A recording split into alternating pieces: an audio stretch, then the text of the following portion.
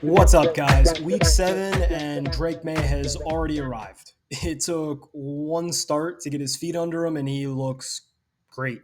Like, not great for a rookie, not great for just his second start. Like, for an NFL quarterback, great.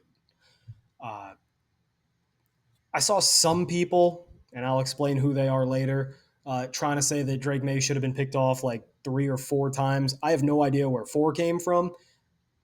I can see where 3 came from, but it's wrong. He threw one interceptable pass in this game, and it should have been a pick 6, but these things happen. The other 2, I kind of understand where they're coming from, but I don't think they're arguing in good faith. So we're going to focus on the bad and the good and the misconceptions. We're going to break down every single play. Let's get to it. Patriots are going to come out on the first snap, and they're going to go deep. Now, the motion across, linebacker bites down. You know you've got man. So this is a great play and a decent design. The primary on this route is Kendrick Bourne running this deep cross-field corner route.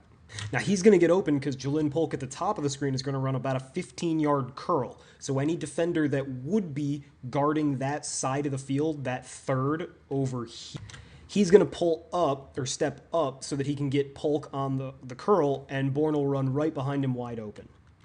Finally, your running back's just kind of going to be a safety valve, and you're going to keep 2 tight ends in to help block. 7 men blocking 4 men to make sure that you can double team everybody and have enough time for this deep shot.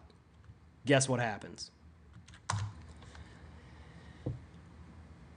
Run the film, and there's the play action. Here's the top of the drop. You got to wait a long time for Bourne to get all the way across the field, right? It's a long route, and he's not a fast receiver, and it doesn't work because you got 2 linemen standing around looking for something to do and a defensive end on Drake Maye's tail. Maye does a good job of escaping and getting 1 yard. It is a neutral run and a plus pocket movement. Certainly not his fault that that play did not manifest itself. He did not have enough time to make the downfield throw he wanted. Here, routine throw. Decent little design. On 3rd down, Drake Maye is going to do an excellent job. Again, you've got motion. You know it's man. Pop Douglas is coming across the field. He's already built up momentum via that motion, and Drake Maye finds him for a solid throw. Notice how Maye throws this ball perfectly on frame to ensure a catch rather than maximizing yards after the catch.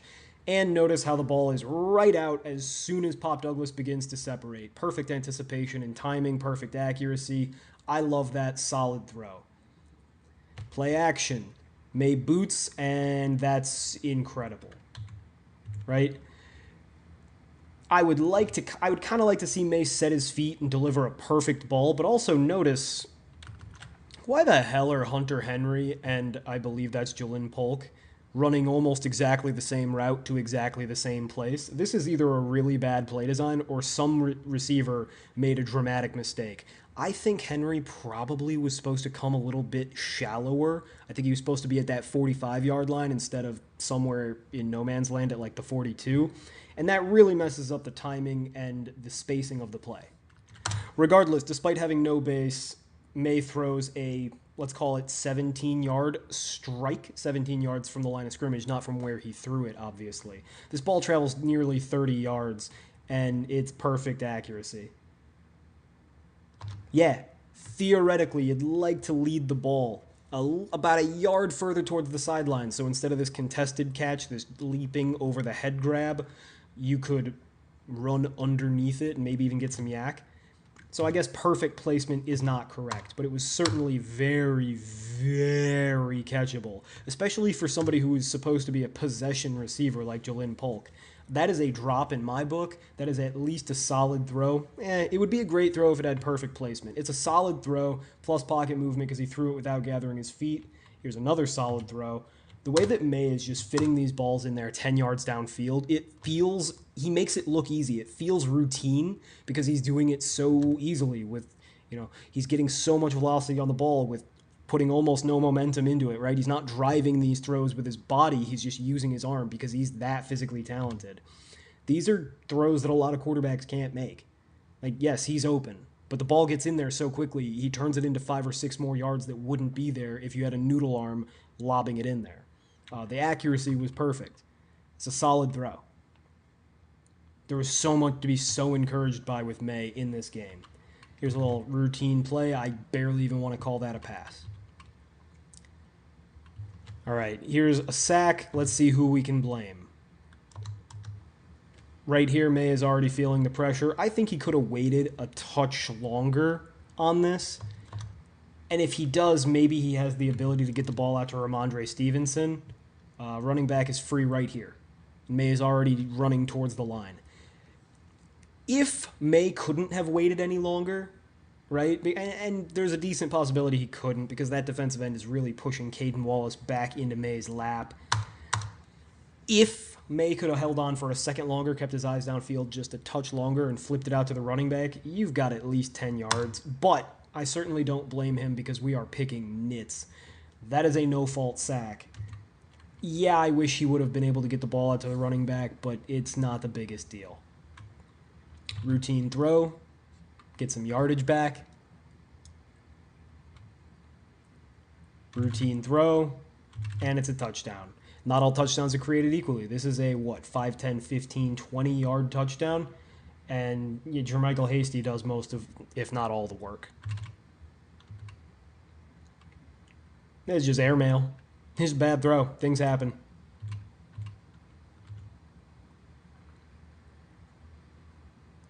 All right, here Maye makes a 10-yard run. That is a positive run. That is impressive. But let's see how his processing is occurring. Here's the top of his drop. Here's where he's supposed to be making a decision and throwing the ball. Nobody's open. You've got 2 curls at the sticks on 3rd down, and that's all well and good, but there are people, multiple defenders, within a yard of them, ready to pounce. And unless you're going to uncork a cannon shot and throw it through your tight end's chest, they're not open. So that's a great play by Maye. Not being too aggressive with the ball, utilizing your legs, taking the safe first down rather than, executing the play as it was drawn up, because frankly, it wasn't drawn up very well. This, nutty. Again, you'll notice that Maye is consistently making the read that provides the most yardage for the Patriots on a particular play. That's super impressive. Ball comes out on time, excellent accuracy. I should have pulled the tight copy. I am sorry. That is a solid throw. 10-yard gain in a very tight window. Excellent, excellent job. I don't think it's a coincidence that Maye looks good when he throws to Pop Douglas and Hunter Henry and not as good when he throws to the rest of these guys because they're not NFL players. Here, Drake Maye, top of the drop. Nobody's open. Poorly designed play, AVP. Maye has to bail out of the pocket, and he does so just in time because otherwise he's getting sacked by that defensive tackle. And while moving, keeps his eyes downfield. That is a solid throw with a plus pocket movement. Excellent job. That should have been a sack. Most quarterbacks, that's a sack. And a lot of quarterbacks with the ability to bail out of the pocket wouldn't have their eyes downfield, so they would have never made the play. Routine throw. Was that dropped? Oh, no, it's just out of order. Okay. This is the Kendrick Bourne play on 3rd down. I'm not sure if it's in order or not, and it should definitely be paired with the wide copy, but that's catchable. A lot of there are certain people on Twitter who build a following by, being controversial and hating on Drake Maye. I don't know. That looks like a catchable ball to me. And when I show you the wide copy, I'll show you why it should have been even more catchable. Routine screen. All right, I believe this is the 3rd down. No, it's not. Nice little pocket move and routine throw. My sequencing got all messed up, but we're breaking down all the plays, so it doesn't matter. Top of the drop, who's open? Rather than getting the ball to the running back, I might rather get it to the tight end, but we're picking nits. It's 3rd and long. Neither of them are getting a first down. Bad play call. Routine.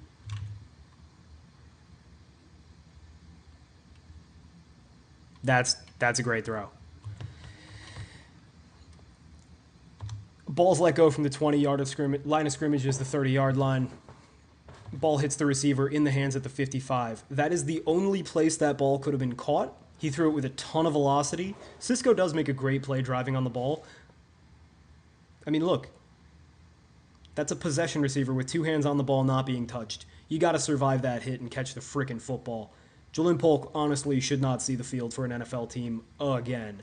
But this is a crowning failure.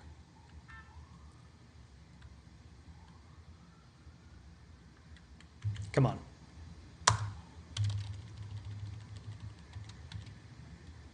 That ball needs to be caught every time. Maybe May could have put it a little further towards the sideline, like maybe a yard to the sideline, and it would have been more catchable, like less contact, but that still needs to be caught every time. It's a great throw. Great throw.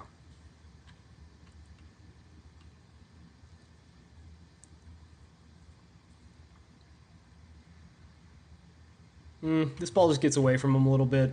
He's pressured, so give him a plus pocket movement for throwing while being shoved, but the ball's too high. Bad throw. Especially when you're throwing a Pop Douglas, you got to get that ball down. That's a solid throw. I like that. What's the line of scrimmage? The 25 gets that ball to the 36, 37, 12-yard throw. Puts them in a range where they can absolutely go for it on fourth down, and they should. They don't, because Drake Maye doesn't really know what he's doing as a football coach. But another solid throw. When throwing to tight ends, Drake Maye has been money. Why? Because the tight ends are the only professional receivers on the fucking roster. That's an argument for another day. Here's Julian Polk failing to catch yet another ball that hits his hands. This one was tougher than the other two. The decision wasn't great. But look at Polk just kind of give up and dive, right? He's not running full speed.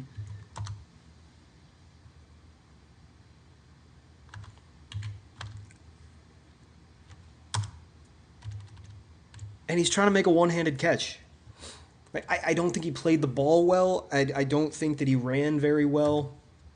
I understand if you want to call that a bad throw. I did. Personally, I also would call it a solid throw if it was most quarterbacks, but I'm extra harsh on Drake Maye just because I'm extra high on Drake Maye. Nice job to escape some pressure and a routine throw. That should be a pick six. This is Drake Maye's first and only interceptable pass in this game. That's a controversial take. A lot of people don't understand how football works. Here's the tight copy where you can really see just how much this should have been a touchdown for number 3. I believe that's Tyson Campbell on the Jaguars. That ball's squarely in his chest. He just doesn't close his arms on it. Good job by number 2 there, whoever the hell that is, really forcing the issue and helping to break that ball up.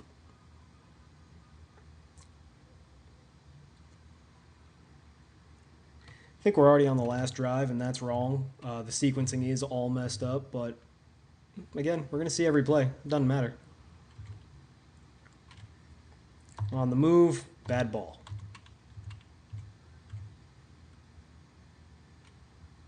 Wait, was that a bad ball? Just one moment here. Keishawn Butte, do not tell me that you are dogging it.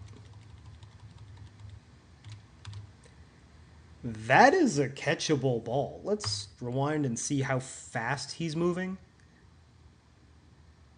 Yeah, see that false step right there? Right here. See how Butte takes one false step? If he doesn't take a false step, if he continues running full speed, I think he easily gets that ball. He also didn't sell out for it whatsoever. That's a good throw.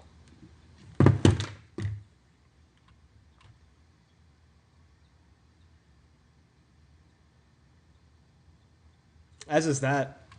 It's a little bit of a jump ball, but this is great. Understanding that you have a tight end matched up on a smaller safety.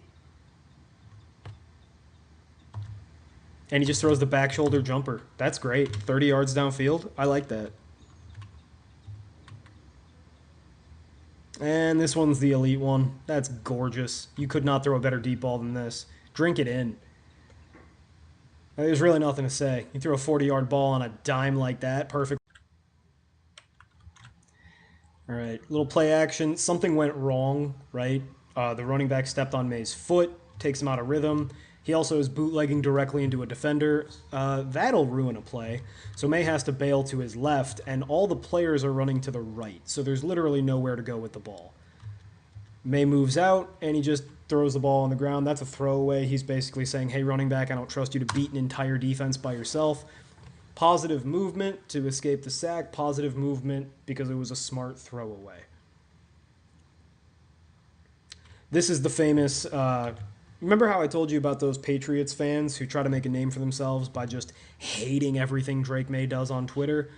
This is one of those plays that they tried to argue should have been intercepted, and it should have been if you don't understand what you're looking at. And sometimes I come off very arrogant because I say things like people don't know what they're looking at or they don't understand how football works.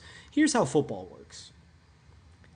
Austin Hooper, the backup tight end, is running a corner, which looks like this.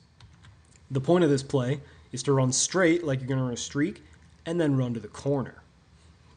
Now, the reason this can be confusing is because it's also a choice corner. Now, in order to understand what route Hooper is really supposed to run, you have to understand which defense is being played. This is basically cover 2, right? But there are multiple kinds of cover 2.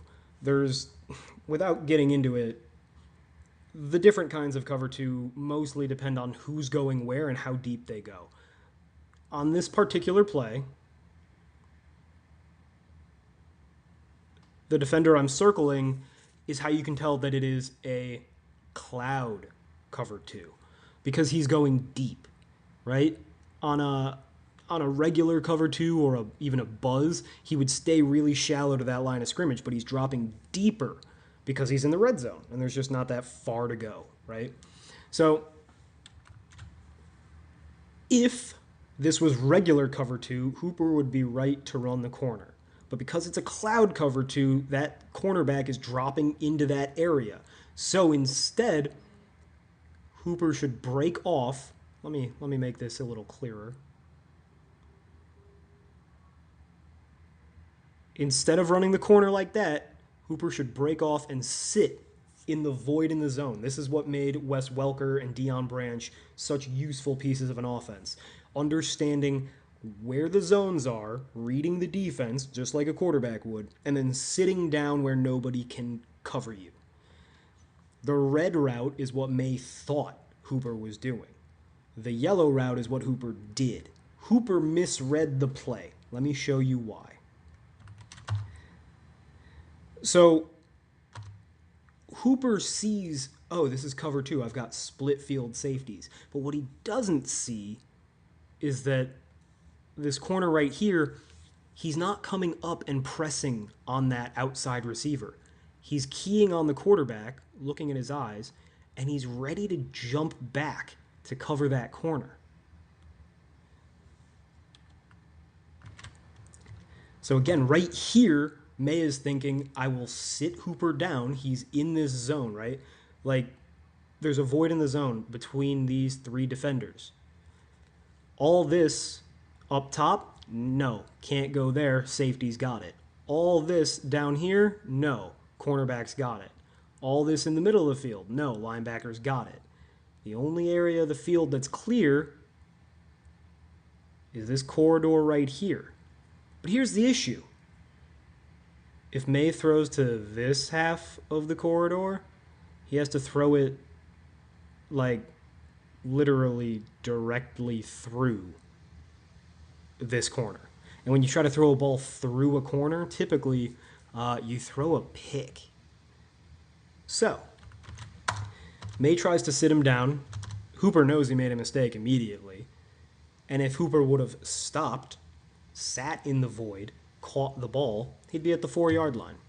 He made a mistake. And even after that mistake, the ball still was a little bit too low for the safety to catch, even while dropping to the ground like he's doing a Gilly the Kid. You see that void, right? This is what Maye is looking at, kinda. We don't get the peripheral vision, but like that's the pocket he was trying to throw Hooper into. Hooper made a mistake. You don't like to see it out of a veteran tight end, but that's a mental error. Not an interceptable ball from May. Actually, an accurate ball, just a miscommunication. I'll grade it as bad because of the miscommunication, but between you and me, that's a good fucking throw. This is a better one. Very simple. You've got split field coverage, middle of field open. What does that mean? It means one safety's got the left half, one safety's got the right half, which means no safety has the middle third. And that's exactly where you're going to put this ball on whoever the hell number 2 is. I think it's KJ Osborne, but I'm not learning names because none of these guys are going to be around very long.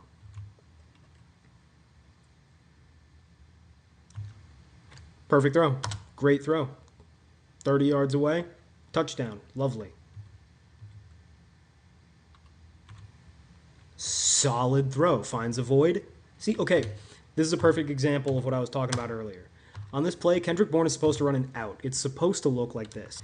Forgive my penmanship. I'm on a computer screen. He's supposed to just run an out. But obviously, his real job is to get open. So he finds the proper depth, and rather than running an out, he kind of slows down and kind of turns it into like a rounded off curl. Like he just stops because he's like, oh, I'm open. I don't need to get more open. I don't need to go to the sideline more. If Drake's looking for me, he'll see me in the area of the throw, and he'll get me the ball. Perfect job by a veteran receiver understanding how to sit and avoid. Shame on you, Hooper, for not making that same adjustment earlier. And a solid throw by May. A lot of solid throws. Don't think you guys understand how rare it is to see a quarterback throw this many solid balls. They usually happen about 10% of dropbacks. In this game, May's at like 20 already. Here, top of the drop, you got dudes open, hit the mesh. Instead, May doesn't trust it, and he just runs. I don't love that. That's a negative run. I'd like to see him just get the ball to his playmakers, but alas. All right, top of the drop. Where's Drake Maye supposed to go with this ball? It's almost like they're all run blocking. Like every receiver is doing the exact same thing with no creativity. It's just a simple hank. Run to the first down marker and then stop and turn around. We saw for years that doesn't work. Ask Justin Herbert and Joe Lombardi in San Diego. That never worked for them, and they kept on doing it. And that's with an amazing quarterback. With a bad offensive line and a young quarterback, that is a sack. And it is a no-fault sack. If you're going to blame somebody, blame Alex Van Pelt for the ridiculously stupid play call. Now, this is 4th and 24.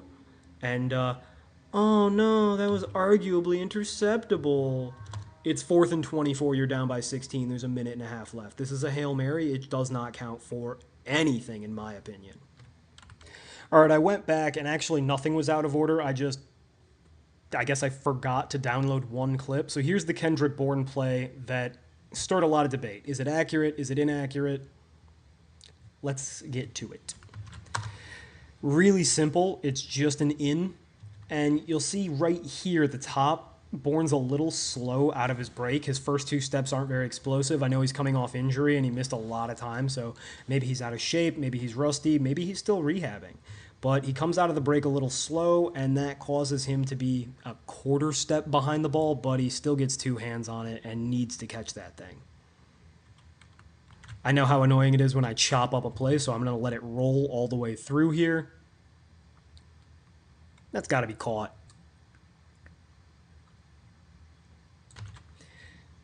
Like, yeah, the placement could have been a little better to ensure a catch, but we saw how slow he was out of the break. May is trying to get the ball out early, anticipating because of the lineman on his foot, and it hits a hand. Gotta have it. Not the best ball, but an accurate enough ball for certain. Overall, Drake Maye was downright sick in this game. He had 2 elite throws, that deep bomb and the deep touchdown. He had 1 great throw, which was dropped by Jalen Polk. 9 solid throws, 13 routine throws, 4 bad throws, and 1 that should have been picked.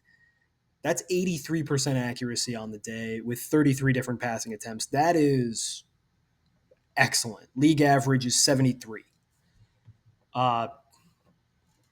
Those 9 solid passes, I mentioned how that's like a lot. 9 divided by 33, We're looking at roughly 28%. That's off the top of the head. Get a calculator and check me. I've only graded this season. Let me make sure I get the figure right. Only graded 3,180 snaps from quarterbacks I deem starter material. They throw a solid pass on 11.4% of dropbacks. So Drake Maye is throwing them 3 times more often, while also throwing elite passes more often and great passes more often and interceptable passes less often.